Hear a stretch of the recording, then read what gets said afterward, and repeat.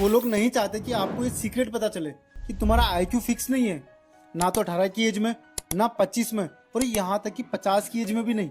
कई सालों से हमें बताया गया कि बुद्धि जन्म से मिलती है, मतलब तुम इसके साथ पैदा होते हो और तुम इसे बदल नहीं सकते। लेकिन इतिहास के सबसे तेज लोग एक अलग कहानी बताते हैं। अल्बर्ट आइंस्टीन बचपन में पढ़ाई लिखाई में कमजोर थे, उनके टीचर्स को लगता था कि उनमें इंटेलिजेंस की कमी है। चार्ल्स डार्विन एक एवरेज स्टूडेंट थे जो मेमोराइजेशन से नफरत करते थे। थॉमस एडिसन, उनको तो स्कूल से निकाल दिया गया, उन्हें तो सीखने लायक भी नहीं समझा गया। फिर भी इन लोगों ने इंसानियत के सोचने का तरीका बदल दिया। पर उनमें ऐसा क्या बदला? ना उनके जीन्स, ना उनके स्कूल्स, बस उनको उनकी हैबिट्स ने बदला। आज मैं तुम्हें वो हैबिट्स बताने जा रहा हूँ जिन पर रिसर्च कहती है कि इंटेलिजेंसी बदल सकती है, और कैसे इतिहास के महान लोगों ने उन्हें यूज किया था न्यूरो साइंस के समझने से पहले। फर्स्ट हैबिट है डीप थिंकिंग विदाउट इनपुट।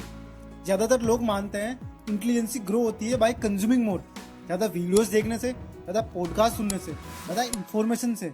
लेकिन न्यूरो साइंस में इसका अपोजिट है। तुम्हारा ब्रेन स्मार्टर तब बनता है जब उसे फोर्स किया जाता है सोचने के लिए, पर बिना किसी इनपुट के। ये एक सिस्टम को एक्टिवेट करता है जिसे डिफॉल्ट मोड नेटवर्क कहते हैं, जो सोचने समझने, लॉन्ग टर्म रीजनिंग और क्रिएटिविटी के लिए रिस्पॉन्सिबल है। आइंस्टीन फेमस थे थॉट एक्सपेरिमेंट करने के लिए। वो हमेशा कैलकुलेशन नहीं करते थे, वो सोचते थे अगर मैं लाइट की बीम का पीछा करूं तो क्या होगा, अगर ग्रेविटी स्पेस को बेंड कर दे तो क्या होगा। वो अकेले घंटों वॉक करते थे, ना बुक्स ना नोट्स, सिर्फ प्योर थिंकिंग। मॉडर्न स्टडीज दिखाती है कि जो लोग रेगुलरली अनडिस्ट्रैक्टेड थिंकिंग करते हैं वो प्रॉब्लम सॉल्विंग, स्ट्रेटेजिक रीजनिंग और क्रिएटिव इंटेलिजेंसी में हायर स्कोर करते हैं। तो इस हैबिट्स को अपनाने के लिए अपन को करना क्या है? रोज कुछ टाइम वॉक करो डीप थिंकिंग के लिए।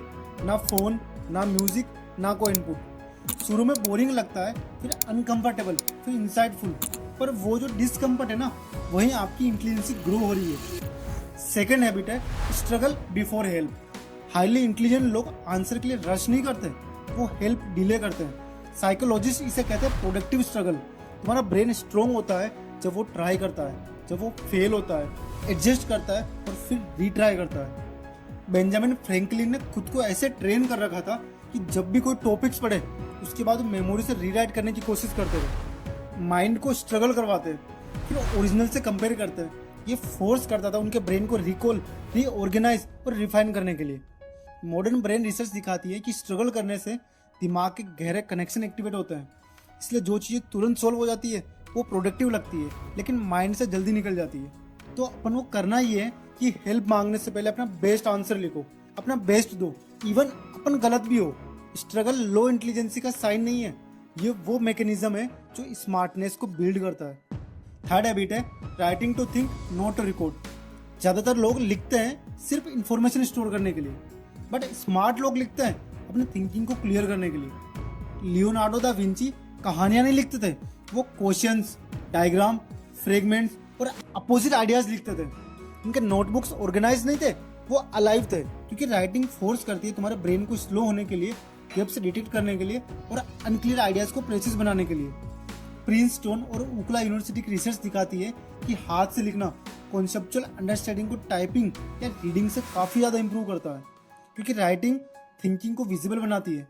तो अपन को करना ये, एक डायरी रखो जिसमें आज मैंने क्या किया, वो नहीं लिखना, बल्कि वो लिखना है मैं एक्चुअली में क्या समझता हूँ, मुझे क्या कंफ्यूज करता है, कौन से आइडियाज अधूरे लगते हैं। क्योंकि इंटेलिजेंसी वहां ग्रो होती है जहाँ थॉट्स को एग्जामिन किया जाता है, कलेक्ट नहीं। फोर्थ हैबिट है प्रोटेक्टिव कॉग्निटिव एनर्जी। स्मार्ट लोग पूरा दिन नहीं सोचते, वो तब सोचते हैं जब उनका ब्रेन स्ट्रॉन्गेस्ट होता है। चार्ल्स डार्विन सिर्फ 4 से 5 घंटे फोकस्ड होकर काम करते थे, बाकी टाइम वो पार्क में वॉक कर लिया, रेस्ट कर लिया। क्योंकि लगातार स्ट्रेस लेना, नींद की कमी, फोकस करने की एबिलिटी को नुकसान पहुंचाता है। इसीलिए यह आईक्यू के कोर कंपोनेंट में से एक है। तुम्हारा ब्रेन हसल के दौरान अपग्रेड नहीं होता है, वो रिकवरी के दौरान अपग्रेड होता है, जिसके लिए आपको डीप स्लीप लेनी है, डेली वॉक करना है, सनलाइट लेनी है, अपने आप को बोरिंग फील करवाओ, क्योंकि बोर्डम वीकनेस नहीं है, ये कॉग्निटिव रिकवरी है। आपको ये जरूर पता होना चाहिए कि इंटेलिजेंसी एक सिस्टम है। आपका आईक्यू हैक्स या इंस्टाग्राम के टिप से इंक्रीज नहीं होता, ये हैबिट से इंक्रीज होता है। हिस्ट्री के स्मार्टेस्ट लोग इंटेलिजेंसी को चेज नहीं करते थे, उन्हें सिस्टम बिल्ड किया जो इंटेलिजेंसी को ऑटोमेटिक ग्रो करता है। अगर तुम क्लियर सोचना चाहते हो, दूसरों से फास्ट सीखना चाहते हो और स्ट्रॉन्ग माइंड बिल्ड करना चाहते हो, तो न्यू हैबिट से स्टार्ट करो, इन्फॉर्मेशन से नहीं। अगर ये वीडियो तुम्हारे इंटेलिजेंसी के बारे में सोचने का तरीका बदल दिया तो उसे शेयर करो किसी ऐसे इंसान के साथ जिसका आईक्यू कम है, जो भोला वाला है। और हाँ, सब्सक्राइब करो ऐसे न्यू वीडियोस और मेंटल ग्रोथ के लिए।